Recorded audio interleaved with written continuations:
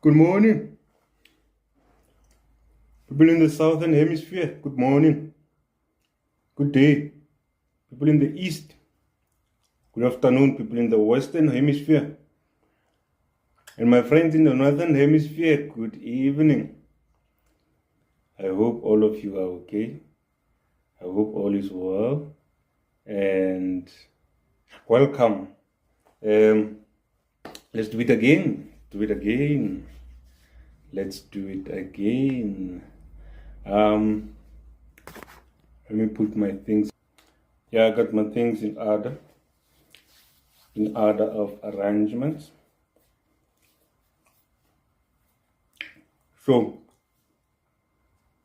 in today's episode, I want to jump straight into how entrepreneurship has been introduced and marketed to us, and how the marketing of the entire entrepreneurship was wrong and was impacted on us negatively, because almost everyone across the continent, if not the globe, the people are kind of skeptical to go into entrepreneurship because of what they heard or what they saw happening with other entrepreneurs. And this is quite disturbing, because entrepreneurship is it's a way for different economies to thrive and develop, grow, and become something sustainable for the people that participate within those economies to thrive and survive as well. So we were trained not to be. We were trained to be followers. We were not trained to be leaders. We were taught to follow. We were not taught to lead, and that's why entrepreneurship feels so scary. If you offer someone an opportunity to become an entrepreneur and an opportunity to get a job and get a salary, the answer is going to be obvious, simply because we were introduced into this thing as something that does not play with anyone. We are always scared as entrepreneurs, scared to fail. We always scared to scale. We always scared to grow. We always scared to break into new markets, and as an entrepreneur, we literally been groomed into becoming a follower, someone who depends on another person's leadership. That's why we don't last as entrepreneurs, or we don't last into this journey of entrepreneurship. We fall off quite quickly and very easily, because in this journey, or on this journey, we literally have to chart our own path. We literally have to chart our own path, and as you chart your own path, you will as well be in a situation where there's no syllabus to be followed. You don't have a boss that you have to report to. You don't have a fixed monthly salary. You are literally and basically building your own future. So whatever that you envisage, you have to build yourself. Hence I said you have to chart your own path, So this is how entrepreneurship was introduced to us. So I previously mentioned that in one of my previous episodes, a lot of entrepreneurs, if they had to advise non-entrepreneurs who are aspiring to enter into or to embark into a journey of entrepreneurship, a lot of them will advise them not to start, or not to even think about starting the journey, because it's very, very challenging. And if you don't have the heart, the audacity, and in South Africa we say you have a plaque. If you don't have plaque, you're not gonna make it. So a lot of entrepreneurs will always advise aspiring entrepreneurs to think about it, think twice about getting into this thing, and that is simply because we were made to believe that this thing is not easy, this thing is not doable, this thing is difficult, this thing is challenging, this thing will leave you broke, this thing will leave you devastated, this thing will, and it's not true. It will only be true if you don't believe and you don't know what you want to do, and you also don't know what exactly do you want in your life. What do you want your life to end up as, And so throughout the episode today, I want to reiterate and elaborate more around how entrepreneurship was introduced to us, and as opposed to how entrepreneurship is supposed to be, And a lot of people have skills, a lot of people have talents, a lot of people have possess some kind of knowledge, and they don't know what to do with this knowledge, and they have it in abundance. They don't know where to go, they don't know which tab to open, they don't know which door to knock, and they end up losing all of that because we were threatened of this thing called entrepreneurship. So today I want to jump on something called organic intellectualism.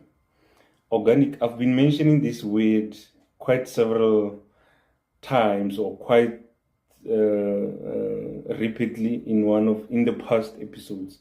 Organic intellectualism this, organic intellectualism that, and a lot of people have been were eager to know more about this word and this phenomenon, this process. What is it that this thing entails? This thing called organic intellectualism.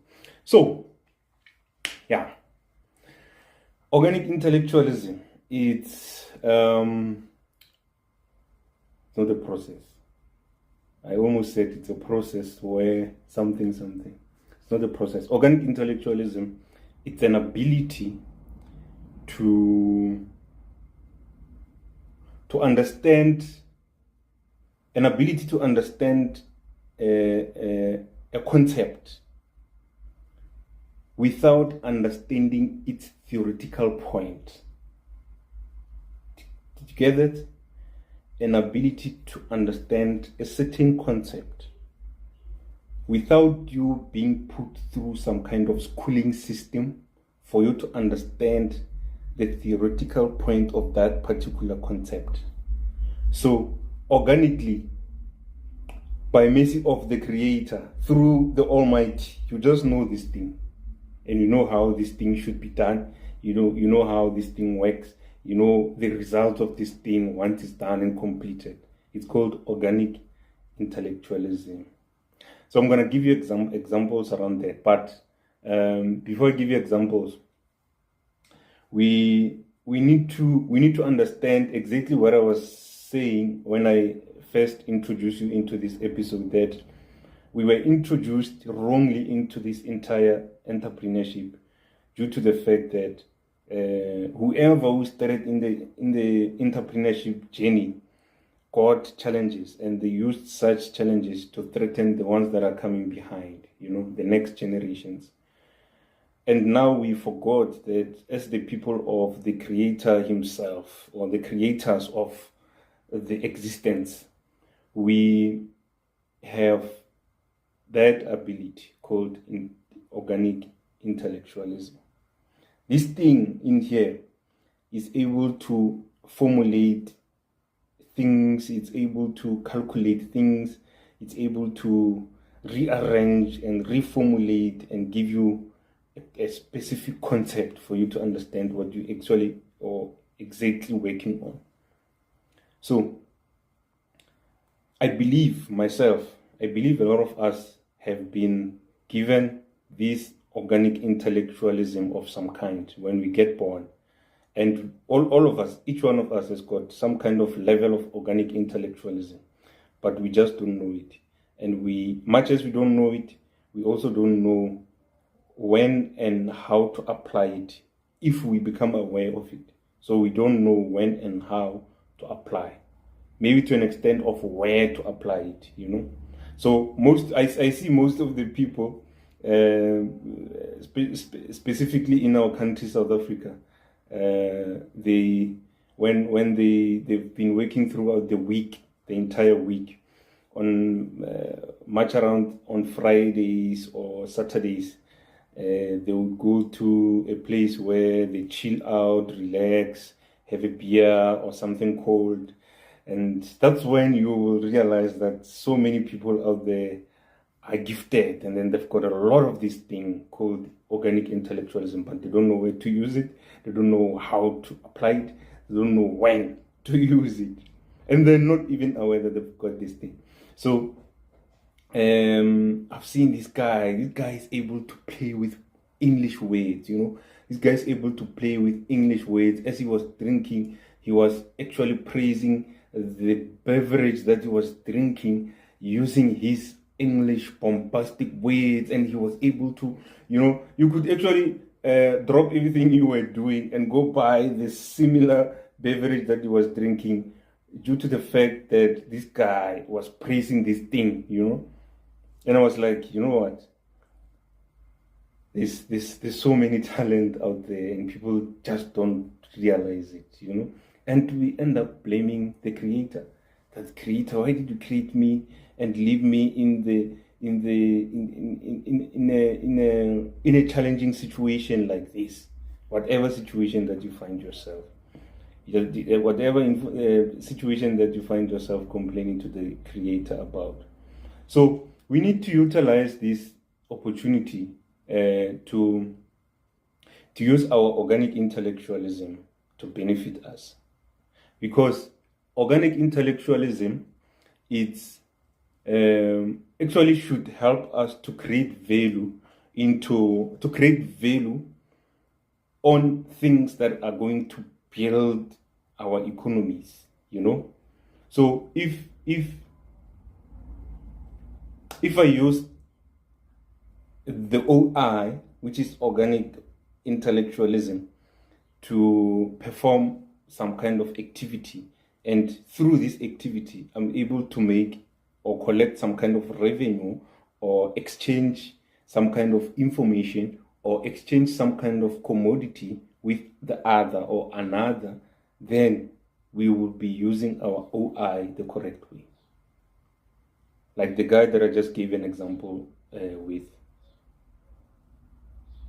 I mean, he was chilling and exchanging words, and people were recording him, and the very same people who were recording him are going to use the very same recordings on their YouTube channel, wherever. They're going to post him for likes and views. They're going to make money through his intellectualism. So we need to know when, where, and how to utilize our OI, organic intellectualism. For example, I'm just going to give you 2 examples of how organic intellectualism works and what it is that you will differentiate as an organic intellectualism. In the olden days, in Africa, we had the Khoisans. The Khoisans were mostly found in the southern tip of Africa, and they are deemed to be the first human species to occupy this part of the planet, and apparently they were the first. And these people, they are still around in South Africa, in the Northern Cape part of, or the Northern Cape province. of South Africa. They are still out there. They are still alive even today. You can actually go and interact with them. They used to catch. They used to catch termites. They used to catch termites from their hole, from termites' holes, using a stick. So this is what the chimpanzees are also doing. This is where you're going to see the power of OI, organic intellectualism. The Khoisans would take would go to some kind of a tree and choose a very specific thin branch of the tree, take it off, remove whatever that is on the branch so that the branch can be smooth, apply some saliva on it, and then dip that into the hole, into the termite's hole. So that stick, as it's being dipped into the hole, it's able to attract the termite. Then the termite will stick to the stick. As they stick to the stick, they will also move the stick a little bit.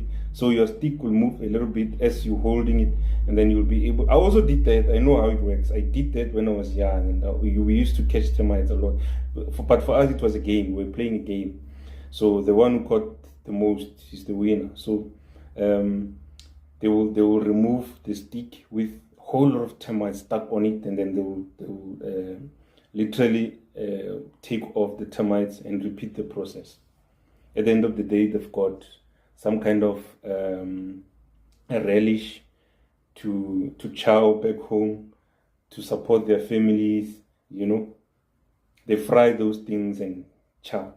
So no one took them through a schooling process for them to understand that entire concept, that if I take out a special stick from a tree, lubricate it with my saliva, because there was water obviously, but water could not work, but they thought the saliva would work.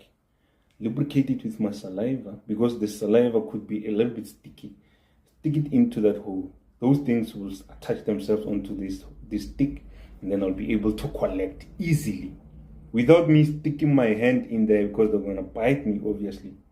That is the intellectualism I'm talking about. No one taught them, so it's organic. So someone might say, wait a minute, this is some kind of scientific orientation of some sort. Because for these guys to spot these particular holes where there's termites, they would look around in the air, and then they will see a specific bed. There's a specific bed that preys on the termites. So the bird would fly over the ant's hill, and then it will land on top of the ant's hill on the hole. Whenever the termite comes out, then it will pick one, and then it flies over again. So they would just sit somewhere, watch over on a specific elevation across the bushes. Once they pick up that bird, then they follow the bird wherever the bird is flying over. Then they will find that particular ant's hill. Then they will start collecting the termites. Isn't that survey? I think that's survey on its core. You know, you actually sit and survey the place, and you will find a pointer, sort of an organic pointer that shows you the beacon. You know, the beacon where you're supposed to be, where you're supposed to get whatever you want, and you follow that. You follow that navigation system, which is the bird. The bird navigates you to the beacon. When it lands on that beacon, then you are able to locate whatever ant's hill where you want to collect your termites. I mean, that's smart, you know. Who taught them that? No one. The creator maybe created that organic ability, you know, to understand this concept without actually understanding its theoretical point. So, as entrepreneurs as well, we need to sit down and spend time with ourselves. Think about the things that crosses your mind without you cracking your head, the things that just crosses your mind out of the blue without you cracking your head, you will most definitely come up with or come across thoughts that proves the level of your OI. And that's how you're going to create value in your business as an entrepreneur. You use that to create value. Another example is our old grannies in the south. I know this is happening all across Africa. I'm not sure about other continents and countries outside Africa, where the old ladies are building these clay pots. You know the clay pot. They build these clay pots. It's like a flower pot, but it's made of clay. So they go dig a clay out in the field, come back specific type of soil. It's not just any soil. So they leave every type of soil around their yard, their home. They go to a specific place in the area. They dig for the specific clay or soil. They use that soil, mix it with water, and then they make pots. So as they make these pots, they're able to shape them in a very nice shape. They draw flowers on them and stuff like that. But the point I'm trying to make is that these people are able to pick a specific type of soil that they know very well that if we use this type, the pot that we're going to build here, the pot that you're going to mold, it's going to be of quality, it's going to be one of the strongest pots. And they used to do that and sell the pots. I mean, pot as big as 40, 50 liters, sometimes 60 liters, made of clay. You know how they do that? Number one, they choose that specific soil, and then they go and mine the soil. That is mining. Organic intellectualism. That is mining. They go and mine the soil, come back, and they mold the pot. After molding the pot, they put the pot through some kind of a furnace. They cook the pot, So they make fire with a specific type of plant. They don't use any other type of wood to bake the pots. So there's a specific type of plant that they go and harvest in the field, and they burn that type of plant, and they put those pots, freshly made pots, through the baking system. After baking them, each pot that is coming out of the oven, they will hit them with their hands. As they hit the pot should be able to make a specific sound. Gung, gung, gung, dun, dun, dun. If it goes ko, ko, ko, it means this pot has got some flaws inside. Has got some maybe cracks. It's got the clay is not intact enough. So this is not of quality. They will destroy that pot. They will not sell it. And these ones were very smart because they were selling these pots and they were exchanging money and other type of commodities. Maybe in most cases they were using maize meal in exchange with the pot. So you give them maize meal, a bag of maize meal, they give you the pot, Do you know what that process of baking and testing the quality is called in engineering? It's called NDT, non-destructive testing.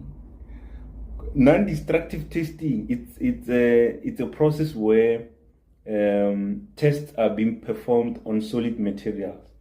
Maybe it's steel or concrete, or they use it mostly in civil engineering.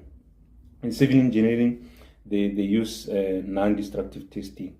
That's when they test the strength of material. Maybe they're building pillars and they want to test the strength of this material. But because of today's engineering technologies, they're able to use machines and cameras and scanners to scan the flaws within this particular pillar, so that this thing will be able to hold the tallest building in the world and stuff like that. It's called non-destructive testing. So the simplest method that is used in NDT is when they inject some kind of a liquid into that particular material, or crack. If the liquid does not come back, it means the crack goes deeper. If the liquid comes back, it means the liquid, it's not too deep.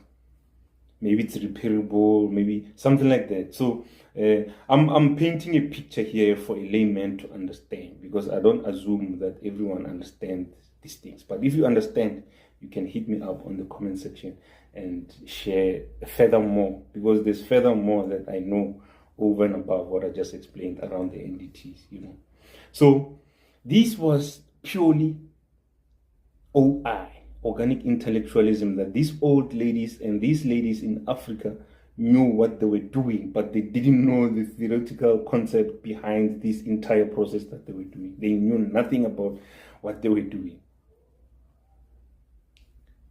Let's sit down, listen to ourselves, use our organic intellectualism to crack the things that we know, the things that we're capable of doing, the things that we do on a daily basis, and use those things as our ideas to grow our entrepreneurship.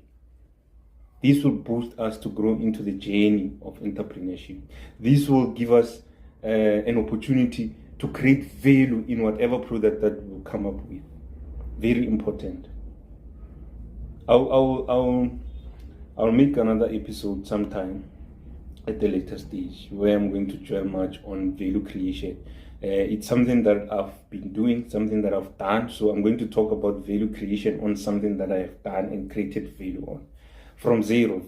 You literally had nothing. You had nothing of value. You had no product, nothing.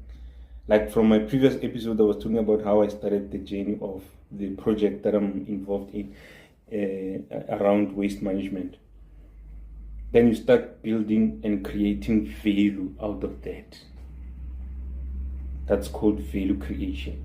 If you can focus on that, organic intellectualism, come up with something that you know, that you've never learned this from school. Maybe you learned this from your grandmother. Maybe you learned this from your grandfather, but you took it for granted. Your grandfather taught me how to milk a cow. He taught you how to milk, taught you how to, all of those things. It's the exact same thing that I'm talking about. We use those things to come up with products that are going to be are going to add value into our businesses. We're going to create value using such products and grow our businesses as entrepreneurs. That's basically that. So another thing that I wanted to throw into that is risk taking. Risk taking over and above you sitting down and listening to yourself, coming up with ideas, cracking olden ideas, olden methods of doing things that you've learned from your grandmothers, your grandfathers, your mothers, and your uncles. You also need to take into consideration that you, as an entrepreneur, you need to take risks. You cannot be an entrepreneur who does not take risks.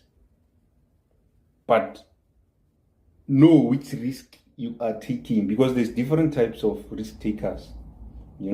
So there's ideas that you're going to come up with through the organic intellectualism process.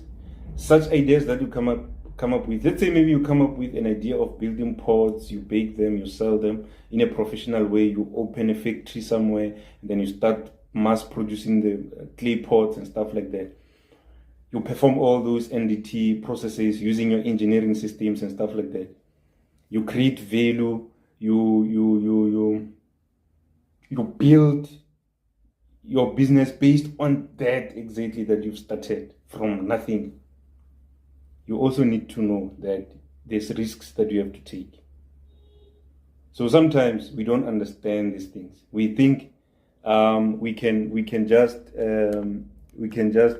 do things and forget about them. We can just do things and let them slide. We can just do things and pay no attention to nothing, and things will just happen on their own as long as we have a product that we sell. No, you need to consider risks around everything that you take in. So there's different types of risk takers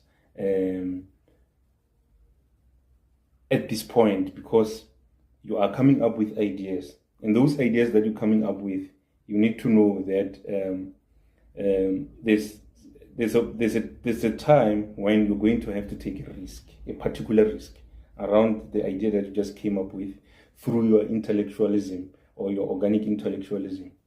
So we have there's 3 types of risks. I did this in some course. Let me recall. I did this in some course, some entrepreneurial course. They taught us about 3 types of risks. It was an NEF course that I attended. Conservative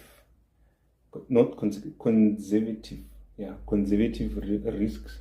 So there's conservative risk takers.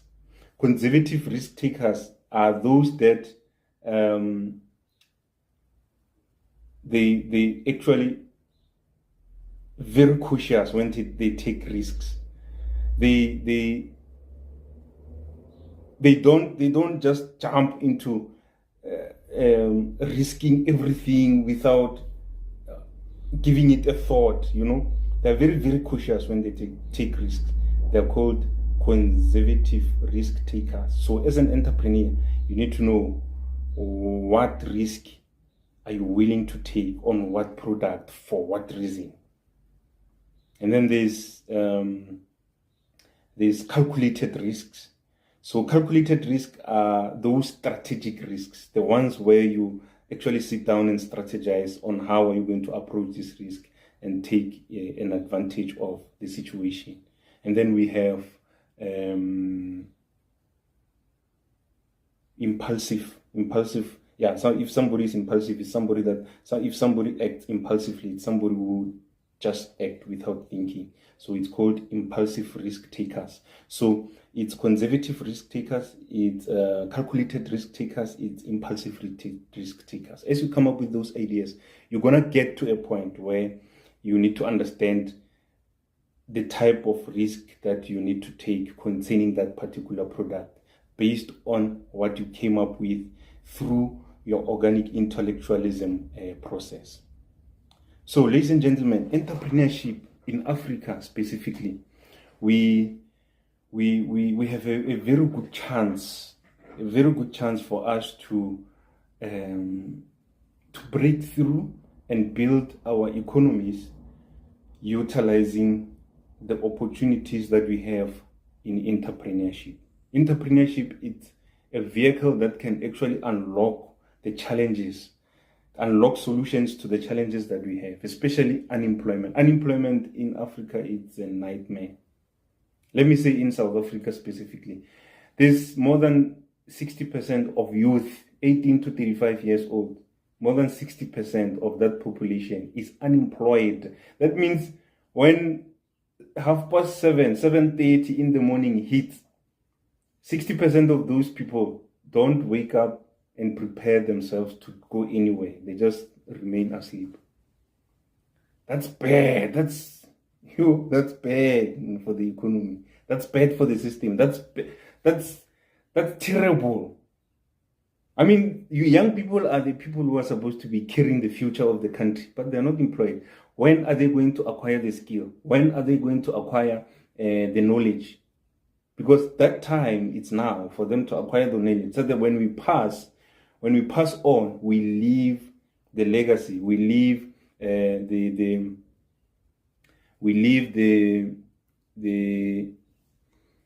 knowledge, we pass the knowledge to them. So before I close, I want to also reiterate on my project, the Smart Skip Bin. As I said, that I'm going to keep on throwing in the Smart Skip Bin here and there. So I want to reiterate on that. Last time I spoke when I spoke until actually I shared information until the idea conceptualization, when we spoke about how we came up with the mechanism to bring about an idea of managing waste rather than using violence for people to start managing waste around the area or the communities. So I'm going to take it from there and continue with it bit by bit. So the approach that I used to conceptualize the entire thing was roughly around the fact that I came up with the animation methods that I used to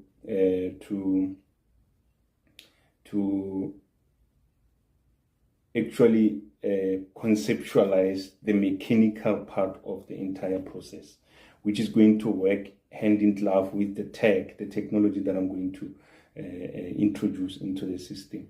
And then the project has participated into the GCIP, which is the Global Clean Tech Innovation Program, got on to the top 8 in the country, and then it participated in the Propeller ICT Accelerator, got in the top 3 in the country, and it participated in the Bootstrap competition, won the provincials, the nationals, and I went into to represent South Africa in Botswana with SADC countries like Angola, Kenya, Namibia, Zimbabwe, and Botswana. So I got knocked out at that stage, because most of the entrepreneurs at that level were very, very established, and they had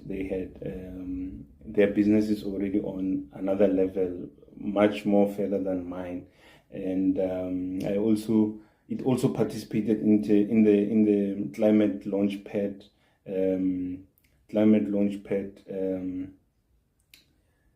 competition, and it was shortlisted to participate in the top 10 in the country, and unfortunately didn't go through to the top 5. And recently I was on radio promoting the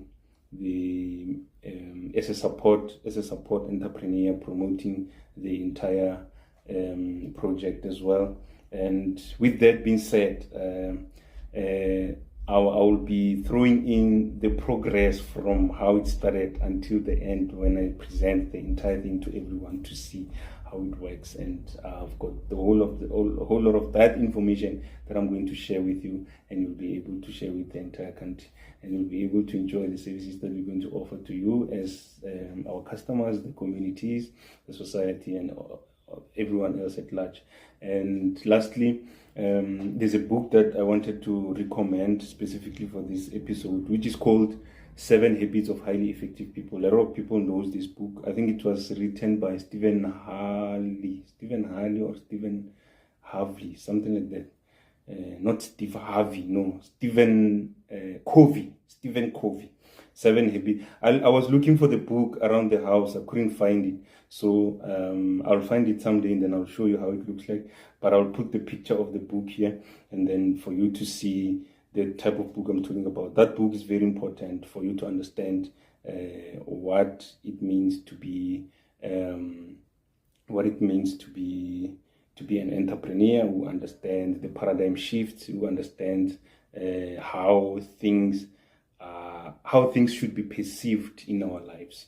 So this is going to help us understand the organic intellectualism that I was talking about. So with that being said, don't forget to subscribe. There will be a pop-up face here. Click on the face, and then it will give you an option to click on subscribe and subscribe to this channel. And that was it that I had for you today. And I will see you again next week.